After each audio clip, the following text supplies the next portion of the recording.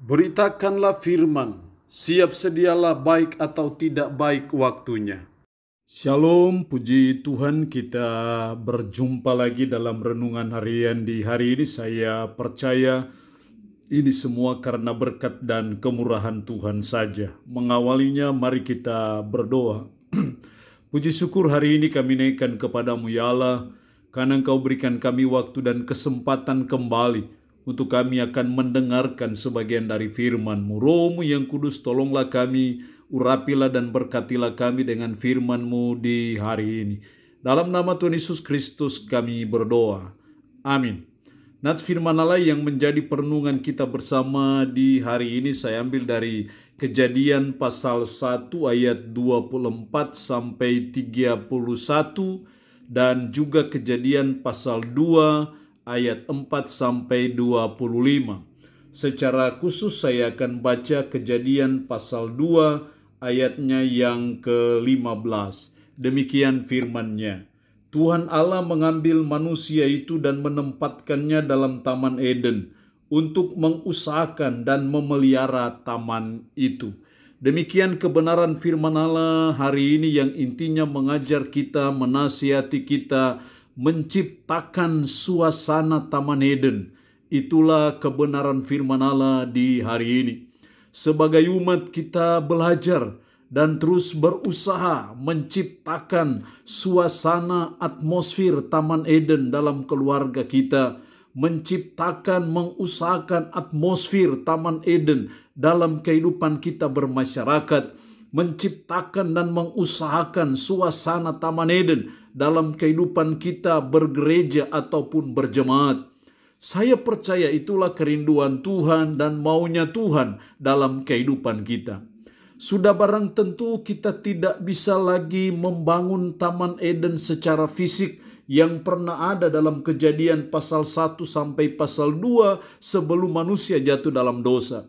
Tetapi yang kita bisa ciptakan, yang bisa kita usahakan adalah bagaimana kita bisa menciptakan atmosfernya atau suasana Taman Eden, yaitu suasana taman yang indah, penuh bahagia, taman yang penuh berkat, suatu taman yang penuh sukacita, taman yang penuh damai sejahtera, suatu taman yang penuh kehidupan yang rukun dan damai, hubungan yang harmonis antara manusia dengan Allah dan juga antara manusia satu dengan manusia yang lain. Itulah atmosfer Taman Eden. Atmosfer Taman Eden seperti itulah yang menjadi perjuangan kita sebagai umat, sebagai orang percaya untuk kita menghadirkannya, untuk kita menciptakannya dalam kehidupan kita bersama, secara khusus dalam kehidupan kita berkeluarga. Lalu pertanyaannya adalah, bagaimana kita bisa menciptakan suasana Taman Eden itu? Bagaimana kita bisa menghadirkan kembali atmosfer Taman Eden yang sudah hilang itu? Dan itu bisa terjadi dan bisa kita alami, kita nikmati dalam kehidupan kita berkeluarga, bergereja, berjemaat, ataupun bermasyarakat. Setidaknya dua hal yang saya amati dari ayat ini. Yang pertama dalam ayatnya yang ke-26, berfirmanlah Allah, baiklah kita menjadikan manusia menurut gambar dan rupa kita. Manusia diciptakan menurut gambar dan rupa kita. Ini yang namanya imago Dei. Ini yang namanya gambar dan rupa Allah itu. Sudah barang tentu gambar dan rupa itu memiliki pengertian yang sama. Makanya dalam ayat 27, maka Allah menciptakan manusia itu menurut gambarnya, menurut gambar Allah diciptakannya. Sehingga di situ hanya tinggal digunakan kata gambar, rupa tidak diulang lagi. Itu menunjukkan bahwa penggunaan kata gambar dan rupa itu memiliki arti yang sama. Jadi hal yang pertama supaya kita bisa menciptakan suasana Taman Eden, membangun atmosfer Taman Eden dalam keluarga kita, maka yang pertama kita harus menghidupkan gambar dan rupa Allah itu. Dalam konteks pembacaan kita sini, gambar dan rupa Allah masih berfungsi dalam kehidupan manusia pada waktu itu. Tapi setelah manusia jatuh dalam dosa, gambar dan rupa Allah itu menjadi rusak, menjadi hancur, tidak berfungsi lagi, atau sudah off, mati. Nah karena itu kalau saudara dan saya mau menghadirkan atau menciptakan suasana Taman Eden, maka kita harus menghidupkan kembali gambar dan rupa Allah yang sudah rusak itu, yang sudah mati total itu, supaya itu berfungsi kembali. Apa sih gambar dan rupa Allah itu? Bahwa gambar dan rupa Allah bahwa saudara dan saya adalah wakil Allah di bumi ini. Saudara dan saya adalah perpanjangan tangan Tuhan di bumi ini. Tapi juga gambar dan rupa Allah artinya bahwa ada sifat-sifat ilahi, ada benih-benih ilahi yang diberikan kepada kita manusia yang tidak ada pada ciptaan yang lain. Maka karena gambar dan rupa Allah inilah yang membuat manusia diberikan suatu otoritas kuasa untuk menguasai dan memelihara dunia ini. Tapi gambar dan rupa Allah itu sudah rusak, makanya perlu dihidupkan. Sudah mati perlu dihidupkan. Gimana cara menghidupkan gambar dan rupa Allah yang sudah rusak, yang sudah mati oleh karena dosa? Kristus datang ke dalam dunia adalah bagian dari untuk menyelesaikan dosa manusia, menebus dosa manusia. Sehingga ketika kita percaya dan beriman kepada Yesus Kristus sebagai Tuhan dan penyelamat kita, maka saudara dan saya dosa kita diampuni, Roh Kudus ada dalam hati kita, dan itu yang membuat gambar dan rupa Allah bisa hidup kembali.